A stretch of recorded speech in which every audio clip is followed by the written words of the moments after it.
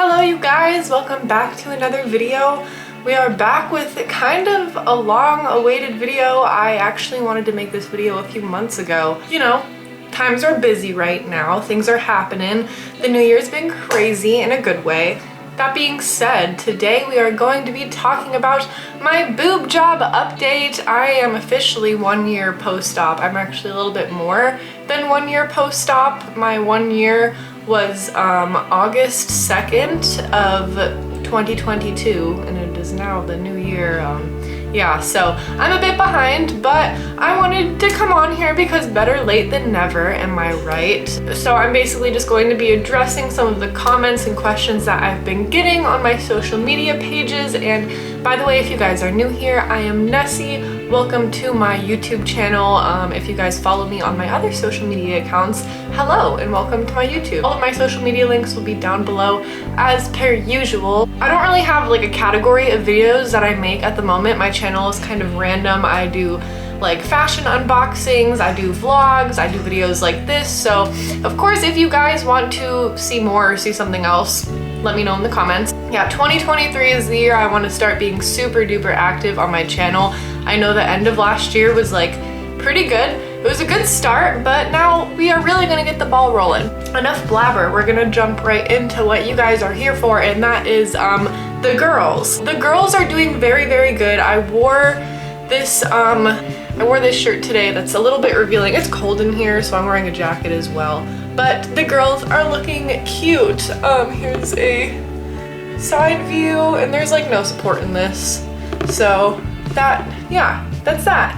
Love them, very, very happy with them. My surgery was August 2nd of 2021. I went to Dr. Mesa in Weston, Florida. So that's like kind of the South Florida, Miami area, which I know a lot of people come here to get a lot of surgeries like that done, but I'm lucky enough to be born and raised here, so I didn't have to go very far. I went like 20 minutes down the road. If you guys haven't watched my full breast augmentation journey vlog yet, that will also be linked down below. So check that out either after or before you watch this video, because I'm gonna be clearing up a lot of stuff from that video as well, because I did kind of explain a lot of what I'm going to re-explain now. So starting with the healing time, it did take a good couple of months, and with my job, you know, I work from home, I'm a content creator. I am lucky enough that I don't have to do anything too physical. I mean, I do. Some of my job is like very physical, if you know what I'm saying. If you know, yeah, you know, with me being able to kind of adjust my own schedule, I'm lucky enough to have been able to take a break during that period of time. Not so much a break, but cut back on the physicalness of my activities that I was doing for work. But I was really only in bed, I want to say like 2 or 3 days, and the most pain out of the entire surgery was probably the morning after surgery. Like, obviously went home from the surgery, went home, went to sleep. Next morning, that was the most painful. Sitting up literally felt like my ribs were bruised, and I remember I told my fiance that I felt like that, and he immediately went to the bathroom and like got sick, because it was just, yeah, just hearing that and seeing me in pain was not a good mix. And I didn't know if my ribs were actually bruised or not, because I had bandages wrapped on for the first night. And then on the day after surgery, I went and got my bandages removed, which actually relieved a lot of the pressure, so I did feel a lot better after that. Dealing with my size chest, I went from a very, very small A cup to like a larger B, C cup. My skin did have to stretch quite a bit. When I was telling my doctor like what size I wanted, it's kind of funny, but I went to my friends that had very nice girls, and I said, hey, can I get like some, you know, pictures of you in bikini tops? And these are obviously friends that I like trust and have known for a while, and they didn't think I was like crazy. I showed those pictures to my surgeon, and then I just kind of said, take these pictures. I like how these look. I kind of want this size, but like how you would think they would look nice on my body, because I do have kind of a smaller frame.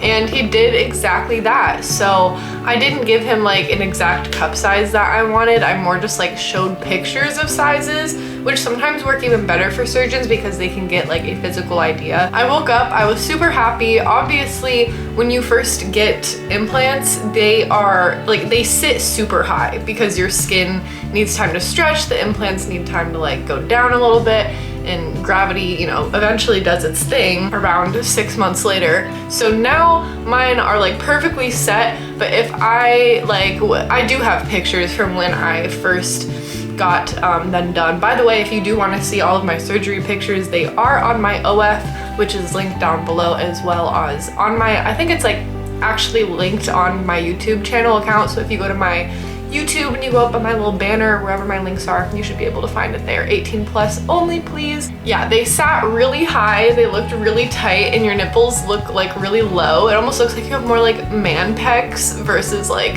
nice girly boobies. You know, you gotta trust the process. You really do with these types of surgeries. Personally, I've seen people go through it. I've seen like process pictures, so I kind of knew what to expect. And obviously, if you're gonna go into a surgery, I hope you do your research and you know what to expect, you know? Yeah, so got the wraps off. I was feeling a lot better. They were sitting super high. Still discomfort for a few weeks. I wanna say I couldn't really lift up my arms a bunch.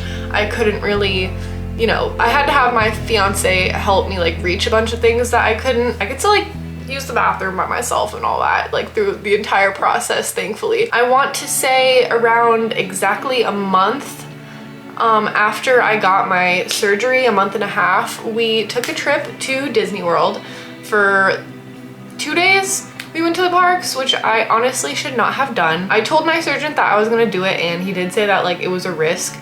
But me being me, it was my friend's birthday and, you know, we wanted to go for a good time. I was wearing my like protective bra that you wear for like a few months as per usual.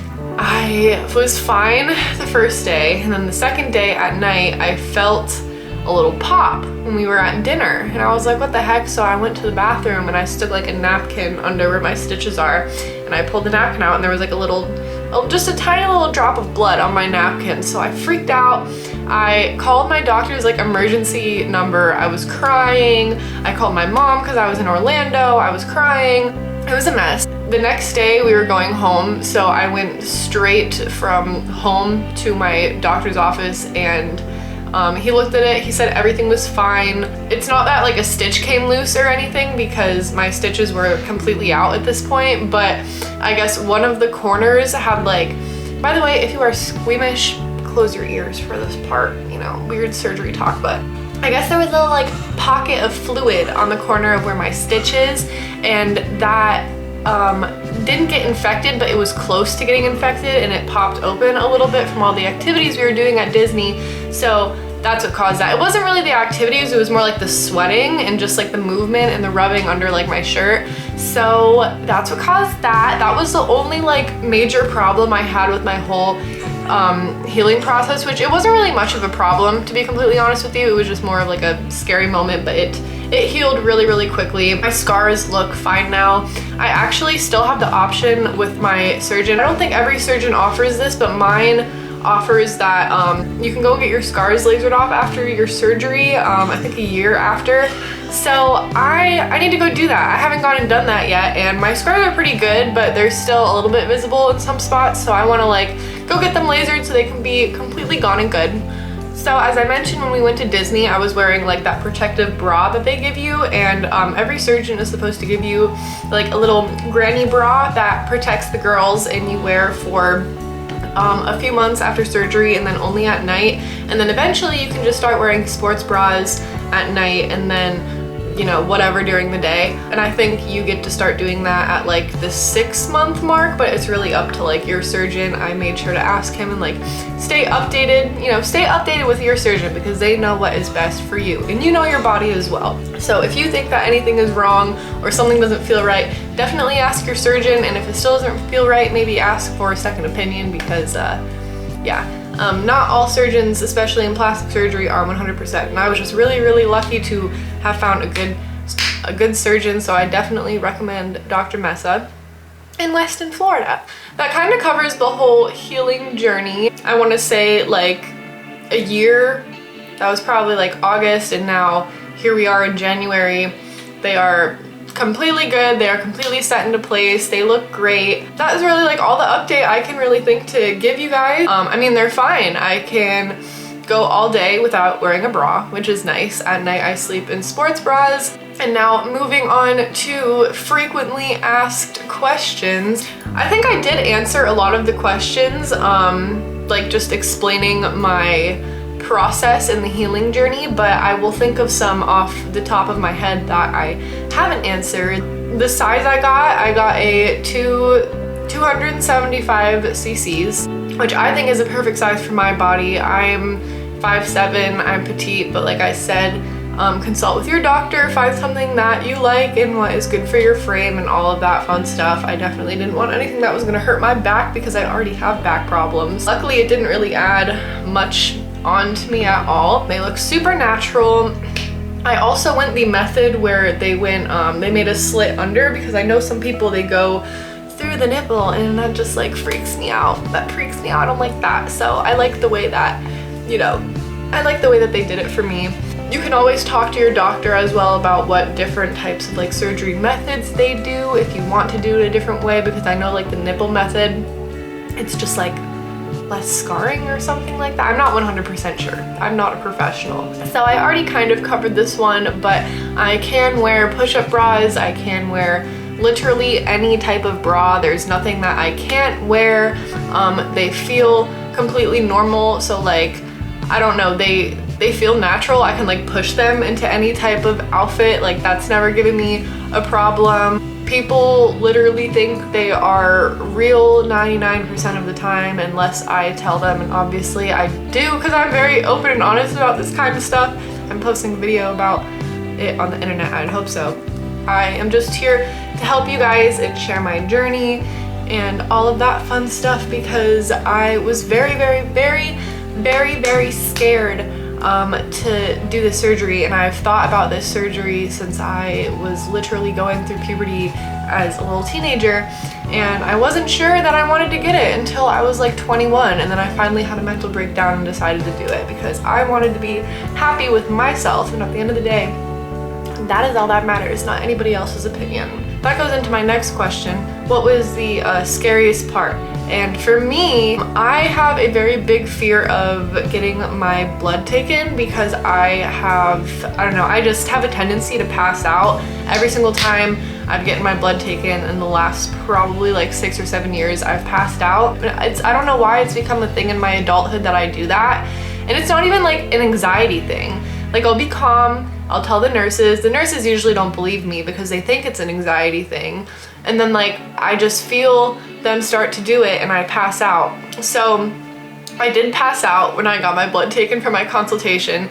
That was scary. And then when they put the needle in again for my actual surgery day to start the process, with the anesthesia and all that, I didn't pass out, but I came very close to passing out, and I think that was probably the scariest part of the entire surgery. A lot of people ask, is going under the anesthesia scary? That was probably the most scariest thing for me before the surgery, but now I have no fear of it, which is so funny because I talked to my fiance and he's never like been put under, and that was also my first time. And so he's like, well, if I like had to get a surgery like that, that would definitely be like the scariest part for me. And it definitely was for me too, but after going through it and experiencing it, it was just like fun. Like, I don't know, it was cool, it was different, it was a funny time, it was a very funny time. It's just like you go to sleep super quick, you have a nice little dream, and then you wake up before you know it, and you're obviously aware, but you're a little loopy and you're kind of in a funny mood, and then a few hours later you come to and it's fine. Like, it was honestly, I'd do it again. I would do it again if I had to. That was not the scariest part at the end of the day. I just wanted to clear that up because I feel like a lot of people, that is like their biggest fear with like surgeries in general, and this obviously goes for all surgeries that involve like getting put under. But yeah, it was not a bad time at all. And then I think the funniest and most common question I get is like, why did I do this? Because I have so many people in my comments for some reason that are like obsessed with like the fact that I had or wanted to get this surgery, and I guess they liked how I looked before for some reason. Honestly guys, it's just because like I wanted to. I have always been the type of person where like if I want to do something for myself, I'm going to do it, and I don't care about anybody else's opinion. I've just always been that way. Another question I've gotten a few times actually are my scars itchy? No, my scars aren't itchy. My skin was itchy for like a few weeks after my surgery while like it was stretching, because when your skin stretches, it causes it to get itchy for some reason. So it was the first few weeks, but not my scars. It was just the skin in general all around my chest. That is really all I can think of at the moment, you guys. If you have any other questions, comment them down below, and then possibly I will do a part 3 on this. Who knows? Maybe I'll do like a 2-year post-op update in August. That would be fun. So leave me questions if I missed anything. And yeah, at the end of the day, the girls are doing fine. I'm happy with them, and wouldn't change it for the world. Don't be scared if you want to get a cosmetic surgery, and definitely make sure you're doing it for yourself and what makes you the happiest. All of my social media links will be down below. Remember to like, comment, and subscribe. Let me know what else you want to see from me on the channel. Like I said, we're starting off this year strong, and I love you guys. I will see you very, very soon.